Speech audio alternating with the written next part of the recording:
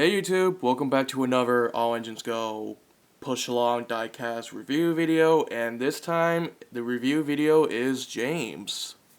Good old James.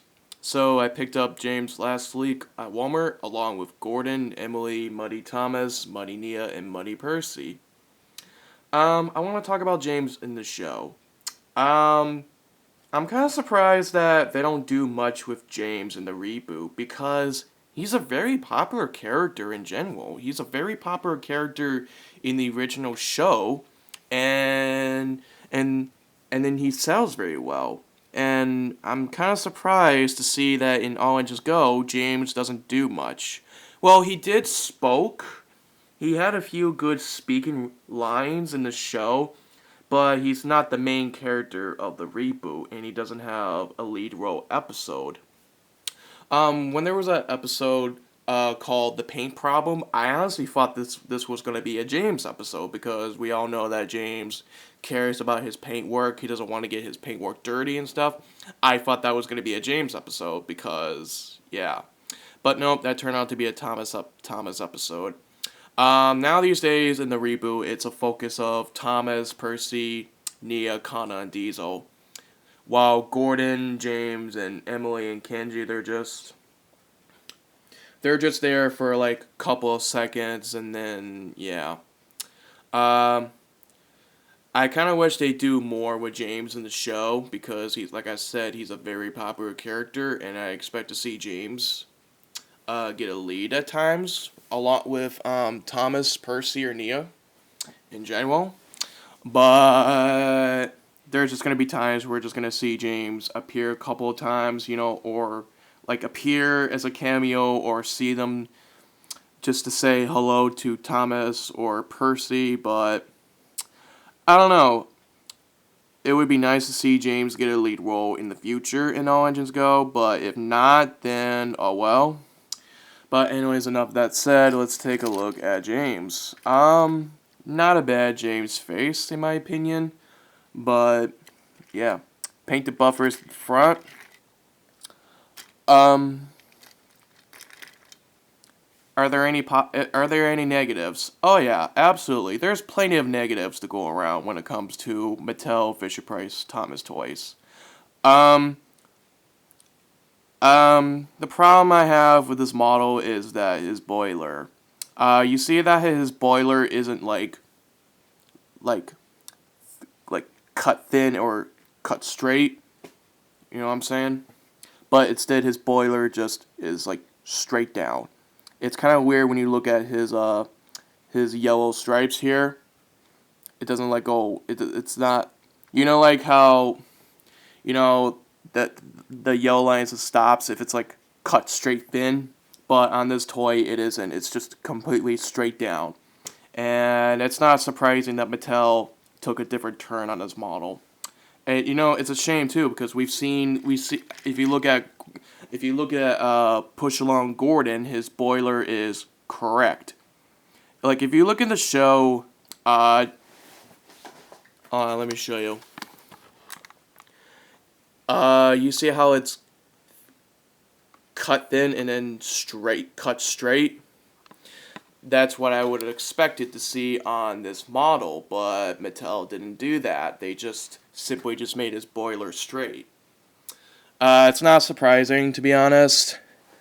I expected to see lazy quality at times from Mattel, but whatever. I thought I pointed that out. I feel like that's the one negative thing I have to say. His cap here is plastic. Gray wheels.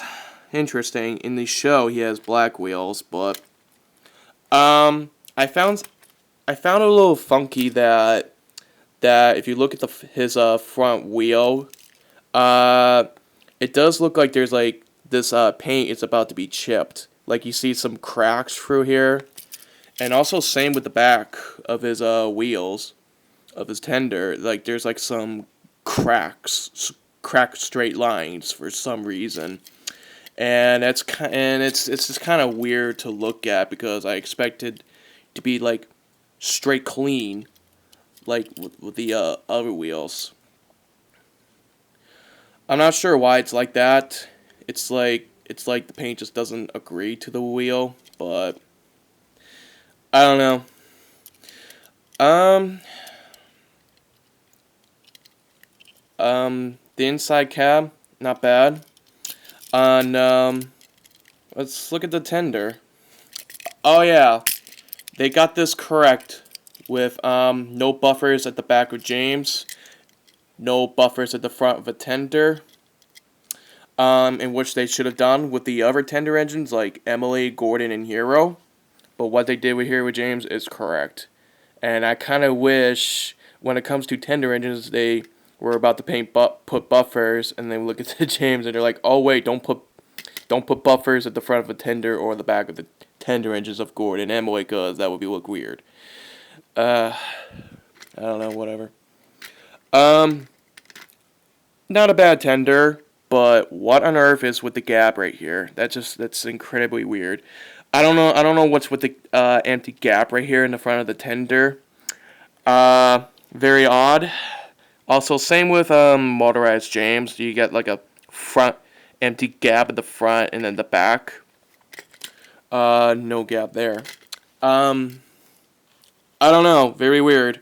Very questionable choice. And no painted buffers, of course. Of course. You did it right. You painted buffers on James, but not on his tender. Typical Mattel, everyone. Typical Mattel. Oh yeah, my second negative thing. James's whistle. It's not hard to see, but you can see James's whistle, but it's not painted yellow. Got some little bit of like a little rust red on it.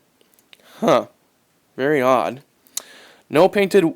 So the problem I had with this model is that his boiler is just straight down, and his whistle is just not painted yellow. You know, when it comes to Mattel, Fisher-Price, we know that Mattel can make better quality toys. Just sometimes they just choose not to. They just choose not to. We've seen Mattel redeem themselves with these toys, but sometimes they'll do it right and sometimes they'll do it lazily. Just, yeah. Try not to waste my breath on this. Overall, not a horrible model. Not the best thing ever, I want to say. A lot of people like this model. That's fine. Nothing wrong with that. Me personally, I have a little mix on this guy. I don't like how his boiler looks. I don't like the fact that they didn't even bother painting his whistle, and I don't like the fact they didn't paint the buffers at the back. It's very odd. They paint the buffers at the front, but they didn't bother paint the buffers at the back. So, and they didn't even bother adding the windows at the front of James. Not a big deal to me that his cab is made of plastic. But overall, it's a shame that they kind of almost dropped the ball on this guy. But yeah, not a bad model, but it could have been a little better. It could have been better. So, not, like I said, not terrible, but not the best thing ever. So, not my favorite model. Probably the weakest model of the push-along range.